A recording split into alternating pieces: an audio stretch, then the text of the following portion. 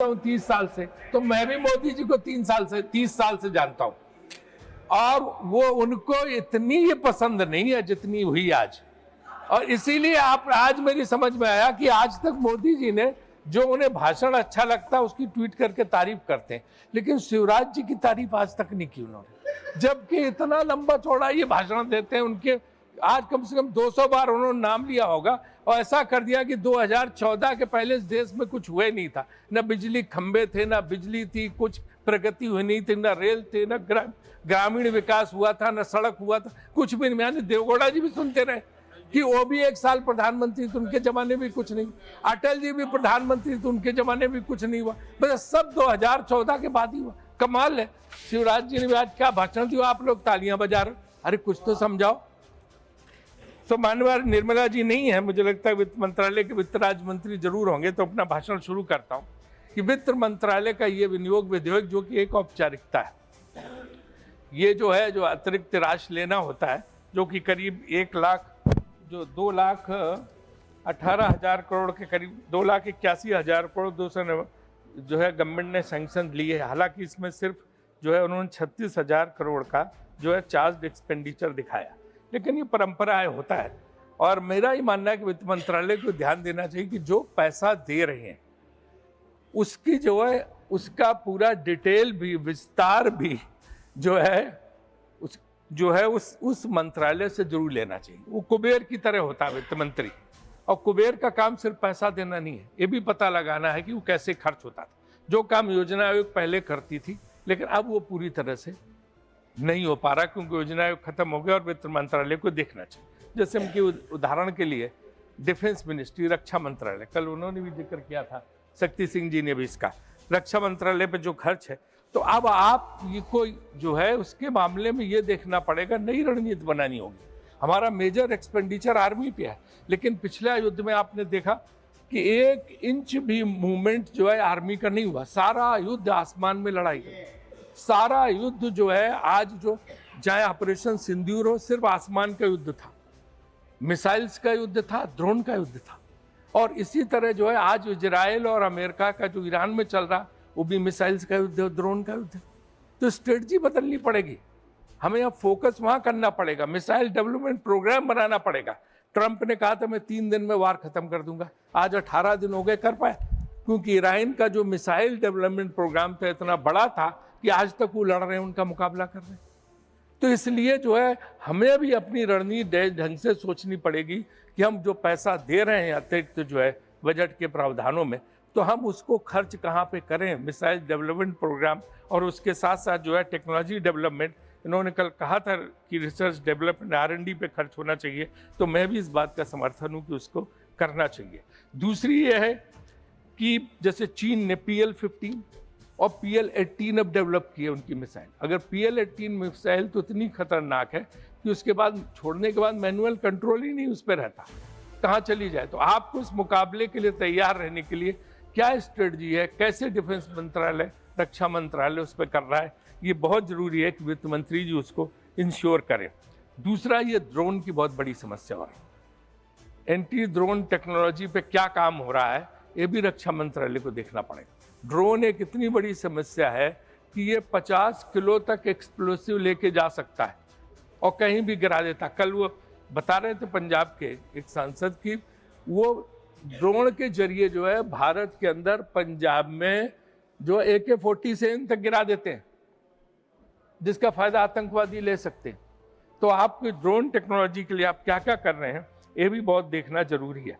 और आपको पता है जब पिछली बार ऑपरेशन सिंदूर चल रहा था तो उसके पास पठानकोट तक उनके ड्रोन आ गए थे, हमें IPL का मैच स्थगित करना पड़ा था, खत्म करना पड़ा था, क्योंकि वहाँ से 50 किलोमीटर की दूरी पर सिर्फ धर्मशाला स्टेडियम था। तो ड्रोन की समस्या के लिए भी क्या क्या आप कर रहे हैं, ये आपको ध्यान देना होगा, जो बजट में प्रावधान है उसके लिए। एक चीज़ ऐसी है जिसके लिए मैं निर्मला जी को नहीं जिम्मेदार मानता हूँ, उसके लिए विदेश मंत्रालय जिम्मेदार है, लेकिन उनको पैसा देना पड़ता है उसके लिए भी। बीजेपी, और मुझे लगता है कभी कभी बीजेपी वाले भी अच्छी बात कर लेते, अपने भाषणों में कहते थे। पहले काफ़ी दिनों तक वो बोलते रहे कि कुछ है ही नहीं, कुछ संकट है ही नहीं, विपक्ष बेवजह तमाशा खड़ा कर रहा, किसी किस्म का संकट नहीं। कल और परसों के जो हमने भाषण सुने, अरुण सिंह जी का भाषण, और कुछ लोगों के भाषण, नड्डा जी का भी, जिन्होंने माना कि संकट है। अब उन्होंने उसकी जो है नैरेटिव बदल दिया। अब वो कहते हैं संकट है, लेकिन विपक्ष आपदा में भी अवसर ढूंढ रहा है। विपक्ष जो है संकट में साथ नहीं दे रहा है।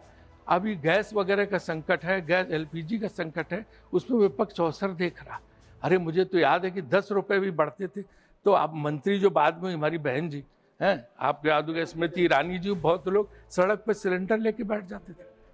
क्या क्या तमाशा नहीं करते थे। वो आपदा में अवसर नहीं था, वो तो सिर्फ दाम बढ़ते थे। आज तो संकट है और ये संकट जो है लगातार जो है बढ़ता चला जा रहा है। उन्होंने कहा झंडा लहराते हुए एक फोन पे जो है जहाज निकल गया, तो 2 ही शिप निकले हैं, 22 शिप अभी अटके हुए हैं। लेकिन ये सोचना पड़ेगा कि ये शिप अटके क्यों, क्यों ही अटके, अभी तो देखना पड़ेगा। 80 साल बाद अचानक ये नौबत कैसे आई। इतने इस देश में प्रधानमंत्री हुए, किसी के जमाने में नहीं अटके, चाहे नेहरू जी हो, चाहे उसके बाद लाल बहादुर शास्त्री हो, चाहे इंदिरा जी हो, और चाहे जो है आपके देवगौड़ा जी जा रहे हैं, इनके जमाने में चंद्रशेखर जी, नीरज यहाँ बैठे हैं, इनके पिता बेस्ट रिलेशन ईरान से थे, सबसे हमारे अच्छे थे, इजराइल से भी अच्छे थे, ईरान से भी अच्छे थे, अमेरिका से भी अच्छे थे, रूस से भी अच्छे थे। कोई ऐसी बात ही नहीं थी कि किसी और अन्य कोई प्रधानमंत्री किसी का कोई झगड़ा किसी से था। हमारी नीति ऐसी थी कि सबसे दोस्ती, किसी से झगड़ा ना, हमारे जहाज रुकते थे ना कुछ होते। अब ये एक नया शुरू हुआ कि हमने वो विदेश नीति पूरी तरह से उलट दी। अब हम ऐसे चले गए कि हम बिल्कुल जो है इजराइल के ब्लॉक में शामिल हो गए, उसके गुट में शामिल हो गए। और जो है वो सबीर भाटिया, जिसका हॉटमेल होता है तो बहुत बड़ा IT का है अमेरिका को, उसने एक लाइन लिखी ट्वीट में अपने कि I am still not able to understand what does it mean that India is a motherland and Israel is a fatherland. इसका मतलब क्या है, वो अमेरिका में बैठे भारतीयों को नहीं समझ में आ रहा। और विजेंद्र सिंह, आपके लोकसभा बीजेपी में लोकसभा सदस्य विजेंद्र सिंह जी, अब नहीं है बीजेपी में, उनका हरियाणा में भाषण हुआ अभी, वो भाषण आपने सुना, वो सब सोशल मीडिया पर बहुत वायरल है। उन्होंने गांव के लोगों की सभा थी बहुत बड़ी, उसमें कहा कि भाई इसका मतलब हुआ कि बापू तेरा इजराइल है, मदरलैंड मातृशक्ति तो हमें, और बापू इजराइल। ये यहूदी हमारे कब से पूर्वज हो गए। हम वसुधैव कुटुंबकम के व्यक्ति थे, हम सबके पूर्वज पुरखे थे। भारतीय ऋषि, भारतीय संत, महात्मा वो पूर्वज थे। यहूदी हमारे कब से पूर्वज हो गए और बाप हो गए। इसका अर्थ क्या, ये भाजपा को स्पष्ट करना चाहिए कि कब से यहूदियों को उन्होंने पूर्वज मान लिया। हम पूर्वज थे, भारत के लोग पूर्वज थे, हमारे राम कृष्ण, हमारे ऋषि मुनि, वो हम थे जिनका गौरव हमें है। बाकी सब कौन थे पूर्वज हमारे। तो ये एक बहुत बड़ी बात है कि हमारी विदेश नीति में हमने जो कुछ भी किया वो इस तरह का किया कि समझ में नहीं आ रहा कि इसका अर्थ क्या है। और यहाँ पे आपने देखा होगा कि क्या कि हम दुश्मनी कभी किसी से लेते नहीं थे। हम दूसरों की लड़ाई में अपना सर क्यों डाल रहे हैं। हम तो उसी नीति पे रहे, नॉन अलाइंड नीति, निर्गुण नीति। ये क्या जरूरत पड़ गई कि हमें जाके अपने आप को समर्पित करना पड़ा। हम उस ब्लॉक में शामिल हो रहे हैं और एक एक जहाज को निकलवाने के लिए फोन करना पड़ रहा। ऐसी स्थिति तो भारत सरकार की कभी नहीं हुई थी। तो क्यों ये कर रहे हैं, ये हमारा आपसे अनुरोध है कि इसको जो है हम जो इस चीज पे जो है गवर्नमेंट को अपनी बदलना चाहिए। आज यहाँ पे बैठे सुधांशु जी सारे लोग हैं, आपको पता क्या असर हो रहा है। आप कहते हैं सब ठीक, एवरीथिंग इज हंकी डोरी। व्हाट इज हंकी डोरी? बनारस काशी विश्वनाथ का मंदिर, और वहाँ सबसे बड़ी माता बाबा विश्वनाथ के बाद है माँ अन्नपूर्णा देवी की, क्योंकि अन्नपूर्णा देवी का जो पूजन होता है कि उनका भंडार कभी खाली नहीं होता, उनका भोजन का भंडार कभी अन्नपूर्णा देवी खाली नहीं होता काशी में। अन्नपूर्णा देवी की रसोई पे कल ताला लगाना पड़ा क्योंकि गैस ही नहीं बची है। जिस पार्टी ने अन्नपूर्णा देवी, जिस सरकार ने मां अन्नपूर्णा की रसोई पर ताला लगवा दिया, वो कैसे बात करता है कि सब कुछ सही है। और इसके पहले सीता रसोई अयोध्या में पहले बंद हो चुकी है। डीएम से तो आप स्टेटमेंट दिलाते, अब मेरा टाइम मत लीजिए। डीएम का स्टेटमेंट तो डीएम तो वही कहेगा जो सरकार कहेगी, लेकिन इसके जो है मां अन्नपूर्णा के उसमें जो मुख्य पुजारी उनका बयान आया, मैं आपको वीडियो यहाँ सबमिट कर दूंगा कि कैसे वहां पे वो बंद हो गया। तो ये देखना चाहिए। नड्डा जी अभी यहाँ पे नहीं है। तीसरा जो पैसा है वो रिलीज किया गया 10,000 करोड़ के करीब स्वास्थ्य मंत्रालय। 10,000 करोड़ में स्वास्थ्य मंत्रालय क्या करेगा? जो 4% से भी नीचे है इस देश में जो लोगों की स्थिति है। इतना लंबा चौड़ा भाषण शिवराज जी ने अटल बिहारी वाजपेयी स्टाइल में दिया, हाथ हिला के, नृत्य करके, घूम घूम के सब तरफ, लेकिन क्या जो है आप उसका हल निकाल पा रहे हैं? आयुष्मान भारत के बारे में बोल रहे थे, आयुष्मान भारत का क्या हाल है? पहले दिन ही गरीब से पूछते हैं आयुष्मान भारत कार्ड है? प्राइवेट हॉस्पिटल में जैसे ही जाता है वो कहता कि जैसे उनको पता था है बस 2 दिन में 5 लाख का बिल उसी से निकाल के काट दिया। जबरन ऑपरेशन, कुछ इतना परेशान है। और बाकी फर्जी कार्ड जो है ले के नाम चढ़ा के आयुष्मान भारत के नाम पे इतनी बड़ी चोरी डकैती स्कैंडल हो रहा जो हमारे भाजपा के सांसद भी जानते। क्योंकि नीचे जो है देखो, वो तो मैं मानती हूँ आपको कि अभी शिवराज जी ने बोले कि 2014 को पहले तो कोई था ही नहीं, ना अस्पताल थे, न बिजली थी, ना कुछ था। उनका 14 के बाद बिजली आई।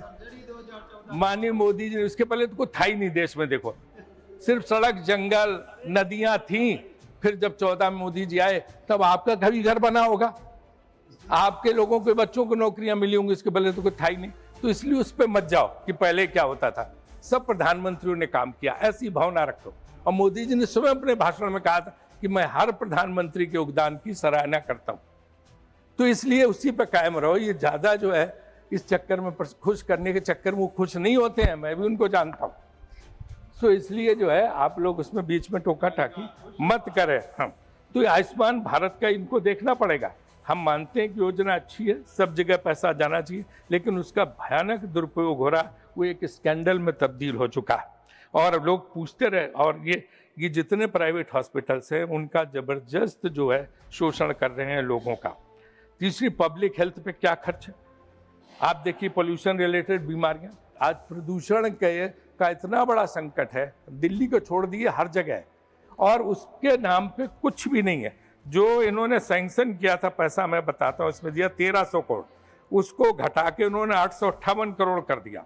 और सिर्फ जो है 6 करोड़ 20 लाख 16 करोड़ 20 लाख जब यूटिलाइजेशन की बात आई तो सिर्फ 14% जो है यूटिलाइज हुआ है।